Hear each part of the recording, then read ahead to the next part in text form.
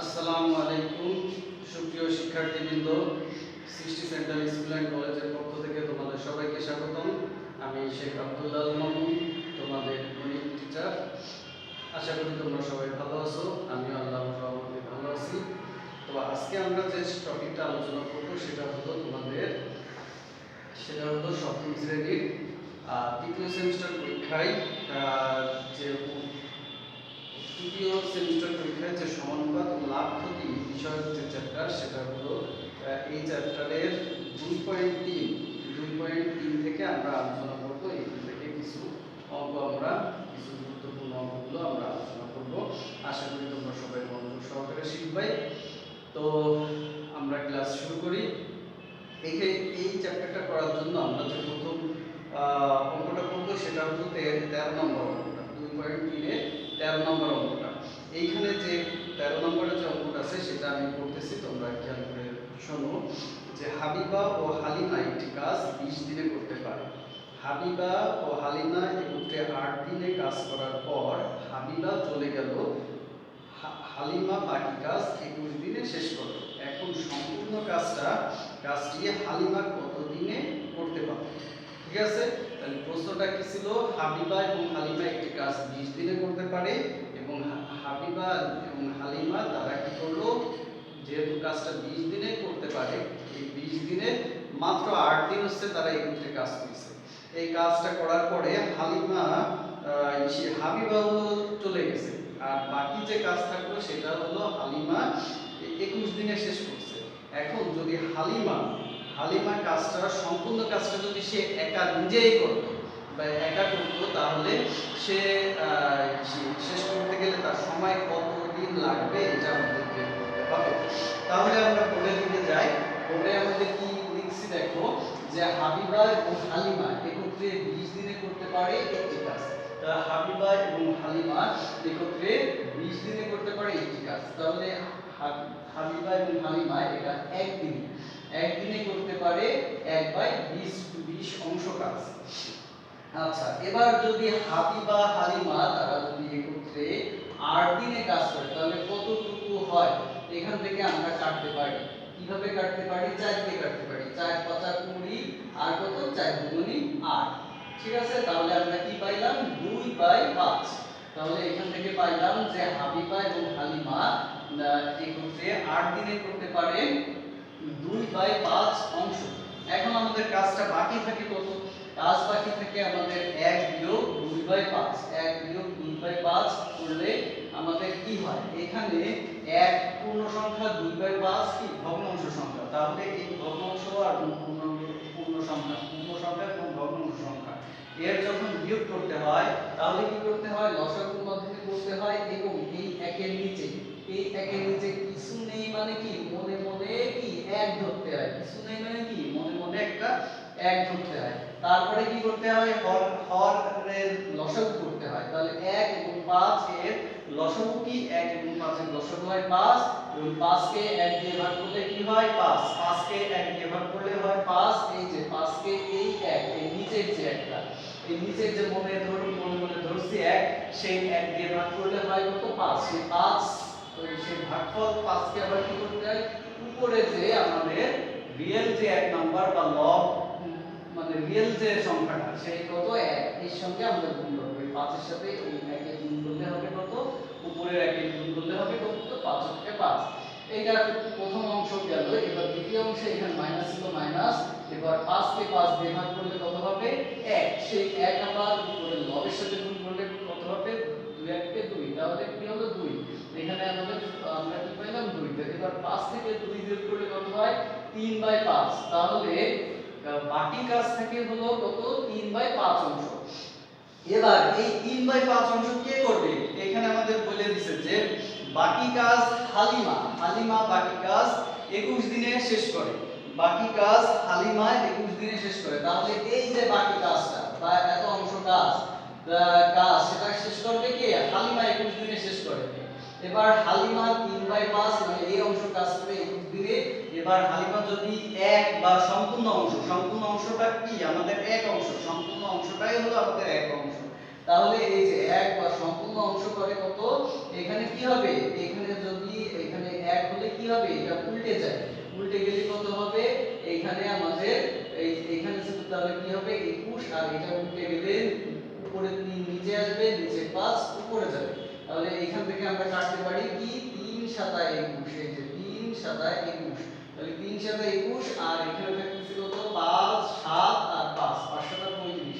তাহলে আমরা কি পাইলাম, হালিমা যদি ওই কাজটা একা শেষ করত, তাহলে তার সময় লাগবে হলো কত দিন, 15 দিন সময় লাগবে। এটা হলো আমাদের উত্তর। এবার আমরা যে অঙ্কটা করব সেটা হলো 19 নম্বর অঙ্ক। এই 19 নম্বর অঙ্কে কি আছে আমি বলতেছি, তোমরা খেয়াল করো। দাঁড় বেয়ে একটি নৌকা স্রোতের অনুকূলে 15 মিনিটে 3 কিলোমিটার যায়। 15 মিনিটে স্রোতের অনুকূলে নৌকাটা যাচ্ছে 3 কিলোমিটার, এবং স্রোতের প্রতিকূলে 15 মিনিটে যেতে নৌকাটা সময় লাগে 1 কিলোমিটার। এবার স্থির পানিতে নৌকা আর স্রোতের বেগ বের করতে হবে। তাহলে স্থির পানিতে নৌকার বেগ আর হলো কি স্রোতের বেগ, এটা আমাদের বের করতে হবে। এবার তাহলে আমরা বোর্ডে যাই, বোর্ডে আমরা কি লিখছি দেখি, যে স্রোতের অনুকূলে নৌকাটা 15 মিনিটে যায় 3 কিলোমিটার। এটা আমাদের প্রশ্নে দেওয়া আছে। প্রশ্নে দেওয়া আছে যে স্রোতের অনুকূলে নৌকাটি 15 মিনিটে যায় 3 কিলোমিটার, এবং 1 মিনিটে তাহলে যাবে কত, 1 হলে কি হবে, 1 হলে কম হলে কি হয়, ভাগ হয়, 1 ভাগ হয়, ভাগ হলে কি নিচে বসে। এবার নৌকাটি কি 1 ঘন্টা বা 60 মিনিট, 1 ঘন্টা বা 60 মিনিট, 1 ঘন্টা মানে কি 1 ঘন্টা সমান 60 মিনিট। তাহলে নৌকাটা 1 ঘন্টা বা 60 মিনিটে গেলে কি বেশি সময় লাগবে, বেশি সময় হলে কি হবে, আমাদের ভাগ হবে, ওই গুণ হবে, বেশি হলে আমাদের গুণ হবে। তাহলে এই যে 3/15 এর সাথে 60 গুণ হয়েছে, গুণ হলে কি উপরে যাবে, লবে যাবে। এবার 60 কে 15 কে 60 কে আমরা 15 দিয়ে ভাগ করতে পারি কিভাবে, এই যে 4 15 60, আমরা দেখি আবার এই যে 4 15 60, 60 কে 15 দিয়ে ভাগ করলে 4 হয়। এবার 4 আর 3 করলে কত হয়, 3 থেকে 12 কিলোমিটার। তাহলে আমরা কি পাইলাম, স্রোতের অনুকূলে নৌকার বেগ কত, 12 কিলোমিটার পার ঘন্টা। তার মানে কি নৌকাটা 1 ঘন্টায় যায় 12 কিলোমিটার। নৌকাটা 1 ঘন্টায় যাচ্ছে কি স্রোতের অনুকূল মানে কি স্রোত যেদিক যাচ্ছে নৌকাটাও ঠিক একই দিকে যাচ্ছে। নৌকা এবং স্রোত যদি একই দিকে যায় তাহলে সেটা হবে অনুকূল, আর নৌকা এবং স্রোত যদি পরস্পর বিপরীত দিকে যায়, স্রোত যাচ্ছে এইদিকে, নৌকা যাচ্ছে এইদিকে, তাহলে কি হচ্ছে পরস্পর বিপরীত দিকে হলে কি হবে, গতিটা কমে যাবে। আর যদি পরস্পর দুটোটা যদি একই দিকে যায় তাহলে কি হবে, স্পিডটা বা গতিটা কি বেড়ে যাবে। তাহলে অনুকূল হলে কি নৌকা স্রোত একই দিকে, আর প্রতিকূল হলে নৌকা স্রোত কি পরস্পরের বিপরীত দিকে। এই গেল। তাহলে অনুরূপে স্রোতের প্রতিকূলে নৌকার বেগ, এইটা আমরা কিভাবে বের করলাম, কারণ হচ্ছে আমাদের প্রশ্নে বলা ছিল যে নৌকাটা স্রোতের প্রতিকূলে 15 মিনিটে যায় কি 1 কিলোমিটার, 15 মিনিটে যায় 1 কিলোমিটার। তাহলে এইটার মতো করে আমরা করেছি, যেহেতু অনুকূলের ক্ষেত্রে 15 মিনিটে যায় 3 কিলোমিটার, তারপরে 60 মিনিটে যাচ্ছে কত, উপরে যাচ্ছে 60, নিচে যাচ্ছে 15, তাহলে ঠিক একই ভাবে এইটার মতো করে যদি আমরা সাজাই, তাহলে এই যে 3 কিলোমিটারের জায়গায় এখানে 1 কিলোমিটার, 60 এর জায়গায় 60, 15 এর জায়গায় 15, এটাকে আমরা কি করছি, আমরা একটু শর্ট করেছি, মানে এইটার মতো করে আমরা করছি। এখানে যেহেতু এখানে একই জিনিস বারবার রিপিট না করলে হয়, এজন্য আমরা লিখছি যে অনুরূপে স্রোতের প্রতিকূলে নৌকার বেগ। এখানে আমরা যে কি এই মানে হিসাবটাকে আমরা দেখাইছি এইটার মধ্যে করে, এখানে 3 এর জায়গায় 1, এখানে 60 এর জায়গায় 60, 15 এর জায়গায় 15, এই হলো, এইভাবে আমরা শর্টে করতে পারি। তারপরে এখান থেকে আমরা ভাগ করতে পারি কি 4 15 কি 60, তাহলে আমরা কি পাচ্ছি 1 আর 4 গুণ করলে 4 কিলোমিটার। তাহলে আমরা কি পাইলাম, স্রোতের প্রতিকূলে নৌকার বেগ কত, 4 কিলোমিটার। স্রোতের প্রতিকূলে নৌকার বেগ 4 কিলোমিটার। এবার কিন্তু যে কথাটা একটু আগে আমরা বলছিলাম যে স্রোতের অনুকূলে নৌকার বেগ মানে কি, নৌকার বেগ এবং স্রোতের বেগ মিলিত বেগ হচ্ছে কি এটা। তাহলে আমরা লিখতে পারি নৌকার বেগ যোগ স্রোতের বেগ সমান কি স্রোতের অনুকূলে নৌকার বেগ, এটা কি আমরা জানলাম।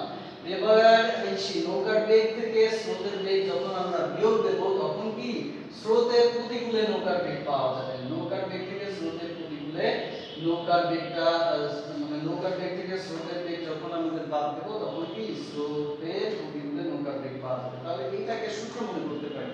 যে স্রোতের অনুকূলে নৌকার বেগ কি, নৌকার বেগ যোগ স্রোতের বেগ, আর স্রোতের প্রতিকূলে নৌকার বেগ কি, নৌকার বেগ বিয়োগ স্রোতের বেগ। নৌকার বেগ কিন্তু সবসময়ের জন্য বেশি হবে, নৌকার বেগ সবসময়ের জন্য বেশি হবে, স্রোতের বেগটা একটু কম হয়, এই জন্য বিয়োগের ক্ষেত্রে কি বড়টা থেকে ছোটটা বিয়োগ হয়।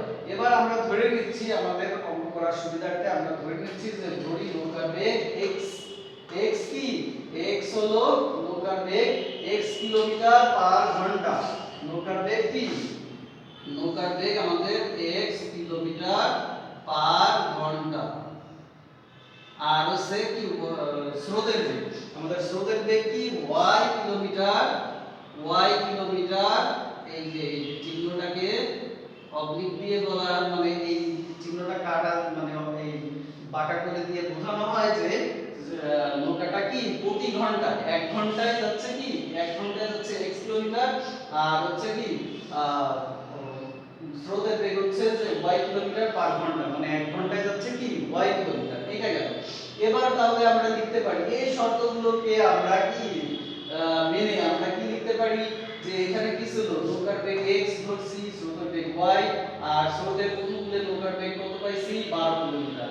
তাহলে আমরা কি লিখতে পারি যে x y, এই যে নৌকার বেগ x প্লাস স্রোতের বেগ y সমান কি, এই যে অনুকূলে বেগ কত 12 কিলোমিটার। তার মানে কি x y সমান 12 কিলোমিটার, আর কি এখানে নৌকার বেগ বিয়োগ স্রোতের বেগ সমান কি অনুকূলে নৌকার বেগ, তাহলে নৌকার বেগ x, স্রোতের বেগ y, আর স্রোতের প্রতিকূলে নৌকার বেগ প্রতিকূলে নৌকার বেগ কত ছিল 4 কিলোমিটার পার ঘন্টা।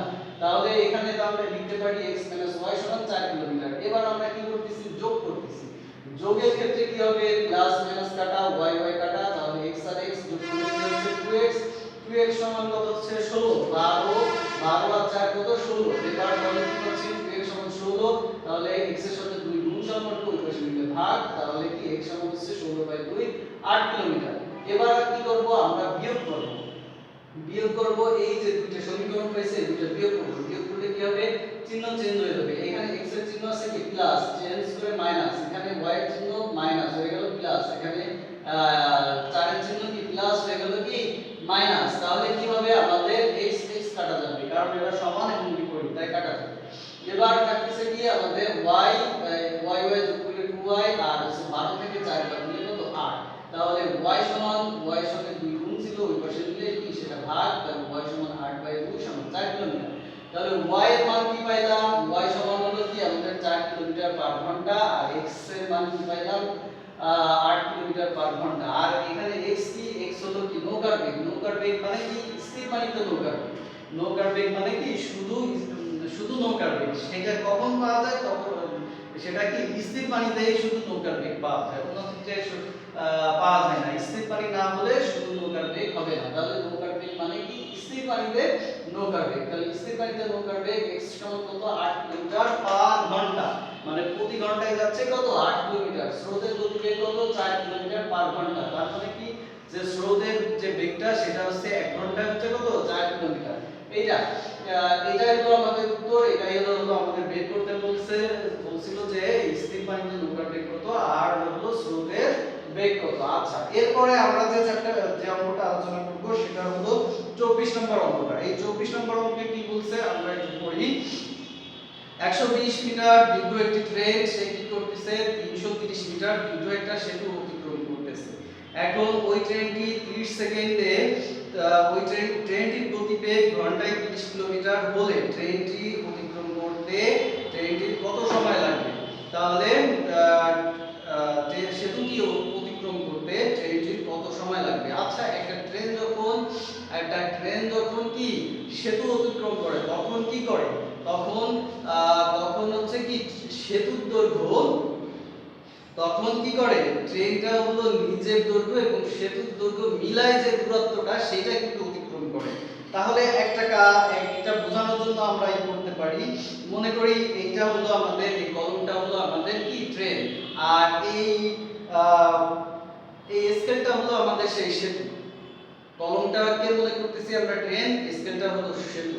তা এখন এই ট্রেনটা যখন এই সেতুকে অতিক্রম করবে তখন কি হবে? ট্রেনটা কি এই যে প্রথমে এই দূরের থেকে এইখানে আসলো, আসার পরে এই যে ট্রেনটা সেতুতে কি স্টার্ট শুরু করলো কি এই কর্নার থেকে, এই আমাদের কর্নার থেকে ট্রেনটা স্টার্ট শুরু করলো। তারপরে কি করতেছে এই যে এখান থেকে অতিক্রম করে করে করে করে যখন ট্রেনের এই যে শেষ অংশটা, ট্রেনের শেষ অংশ কি হলো এই যে এখান থেকে যখন এই যে ট্রেনটা যখন এখানে এসে শেষ অংশটা যখন ট্রেনের শেষ অংশটা যখন কি সেতুর শেষ অংশের সঙ্গে কি সেতুর শেষ অংশ এবং ট্রেনের শেষ অংশ এই পর্যন্ত দূরত্ব মিলে কি হবে ট্রেনের অতিক্রান্ত দূরত্ব।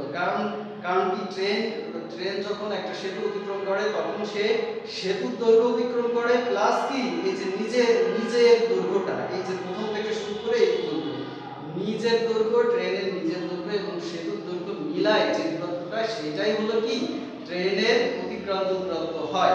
আচ্ছা তাহলে আমরা কি করতে পারি, সেক্ষেত্রে আমরা বলতে পারি যে এখানে আমাদের দেওয়া আছে কি ট্রেনের দৈর্ঘ্য 120 মিটার আর সেতুর দৈর্ঘ্য কত 330 মিটার। তাহলে ট্রেনটি মোট অতিক্রান্ত দূরত্ব একটু আগে তোমাদের যেভাবে দেখাইছি যে ট্রেনটি মোট অতিক্রান্ত দূরত্ব কত 120 যোগ 330 মানে কি, তাহলে ট্রেনটা একটা সেতু অতিক্রম করলে বললাম যে ট্রেনের নিজের দৈর্ঘ্য এবং সেতুর দৈর্ঘ্য মিলায় যে দূরত্বটা সেইটাই হলো ট্রেনের কি অতিক্রান্ত দূরত্ব হয়। তাহলে এই যে 120 যোগ 330 450 মিটার। এবার আমরা জানি কি 1 কিলোমিটার সমান কি 1000 মিটার, 1 কিলোমিটার সমান 1000 মিটার। তাহলে 30 কিলোমিটার সমান কি হবে 30000 মিটার হবে। আর 1 ঘন্টা সমান কি আমাদের 3400 সেকেন্ড, 1 ঘন্টা সমান 3400 সেকেন্ড। যেহেতু ট্রেনটি হচ্ছে কি 1 ঘন্টায় 3600, ট্রেনটি 30 কিলোমিটার যায় 1 ঘন্টায়, তাহলে এইটাকে যেহেতু আমরা মিটার বানাইছি, কি কারণে মিটার বানালাম, কারণ ট্রেনের অতিক্রান্ত দূরত্ব ছিল কি মিটার। গণিতের হিসাব করতে গেলে সবসময় কি একক সমান বানাতে হয়, যেহেতু এখানে ট্রেনের অতিক্রান্ত দূরত্ব মিটার আছে তাই আমরা এই 30 কিলোমিটারকেও কি মিটারে পরিণত করলাম। এবার এখানে ঘন্টাকেও আমরা কি সেকেন্ডে পরিণত করলাম, যেহেতু সময়টা কি 1 সেকেন্ডের কম সময় মানে 1 ঘন্টা এটা সময়টা হচ্ছে খুবই কম সময় লাগতেছে।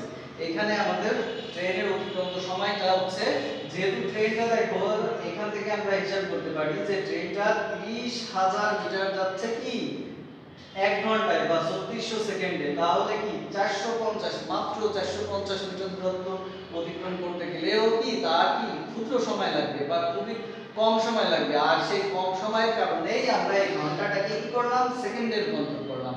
যেহেতু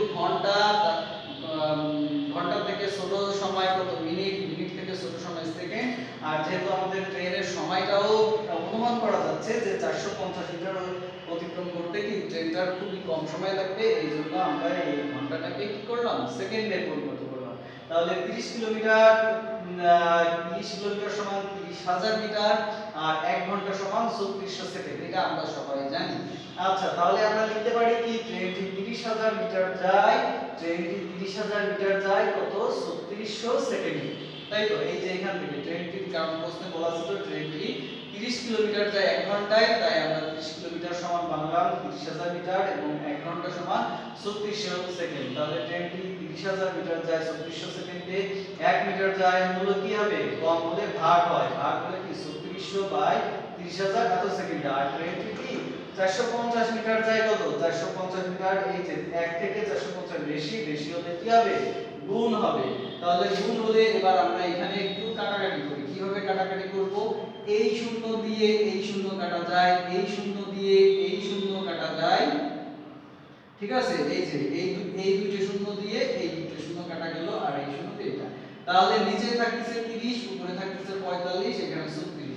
তাহলে আমরা 15 দিয়ে কাটতে পারি, এখানে 15 দুগুণে 30, 3 15 45। আবার এই 2 দিয়ে আমরা কাটতে পারি 18 দুগুণে 36 আর কত 3 18 54, 3 18 54, এই যে 3 আর 18 থাকলো এটা গুণ করে দিলাম 3 18 54। তাহলে কত হয় 3 দিয়ে, আচ্ছা এটাও আমরা করি যে 3 দিয়ে 8 এর সাথে গুণ করলে 3 8 24 4 হাতে 2 3 8 কে 3, এই যে 3 1 এর সাথে গুণ করলে 3 1 কে 3 আর 2 5। তাহলে এখানে আমাদের উত্তর কত ট্রেনটি 450 মিটার দূরত্ব, তার মানে ট্রেনটি সেতুকে অতিক্রম করতে তার সময় লাগবে কি 54 সেকেন্ড। অতএব এটাই আমরা লিখলাম যে অতএব সেতুটি অতিক্রম করতে ট্রেনটির সময় লাগে 54 সেকেন্ড। এইটাই হলো এই 54 সেকেন্ডই হলো আমাদের উত্তর। তা আমরা এখান থেকে কিছু অঙ্ক করলাম। করলাম, এই কিছু গুরুত্বপূর্ণ অঙ্ক আমরা আলোচনা করলাম 2.3 এর। আর তাছাড়া তোমরা যদি এই 2.3 এর উদাহরণে যে অঙ্কগুলো আছে, উদাহরণে যেমন চৌবাচ্চার একটা অঙ্ক আছে, যে চৌবাচ্চার অঙ্কটা তোমরা করবা, এটা করলে তোমরা অনুশীলনের যে একটা নলেজ, চৌবাচ্চার একটা অঙ্ক আছে, সেটা কত 22 নম্বর অঙ্কটা তোমরা পারবা।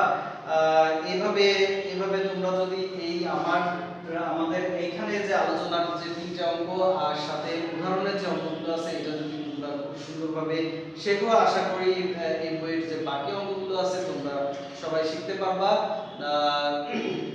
তোমাদেরকে অসংখ্য ধন্যবাদ যে আজকে ক্লাসটা তোমরা মনোযোগ সহকারে শুনছো এবং বোঝার চেষ্টা করছো। এখানে আমাদের ক্লাসটা সমাপ্ত করছি। সবাইকে আবারও ধন্যবাদ আর আল্লাহ হাফেজ।